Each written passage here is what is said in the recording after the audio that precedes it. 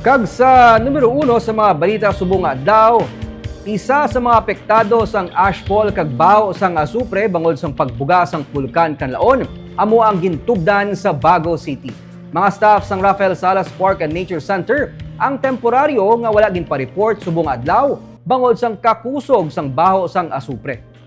Suno kay Dr. Mary Jean Ortizong, pamuno sang Bacolod o Bago Disaster Risk Reduction Management Office, sang Lunes, November 4, may pagtupa sang manipis nga ashfall sa Rafael Salas Park and Nature Center sa gintubdan sakop sang Barangay Iligan.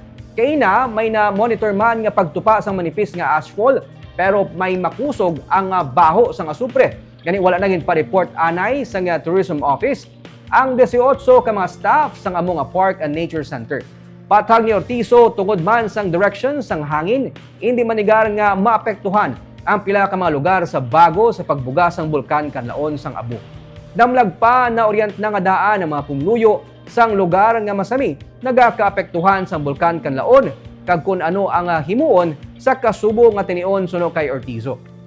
Sa November 7 sa PHIVOLCS monitoring report may 14 na ka mga volcanic earthquakes kag 2 ka ashing event ang na-record. Patag ni Marie Andeline Quintia, ang resident volcanologist ng Kanlaon Observatory sa La Carlota City, ang padayon nga digasing sang bulkan. Pero manipis lamang ang na-monitor nga abo gani kung ipalid man ini sang hangin nga yara karon sa northwest nga direksyon, hindi na masyado kalayo pa ang malabutan sang abo. Sakop sa sining nga area sunod kay Quintia ang Bago City kag Banwa sa Murcia.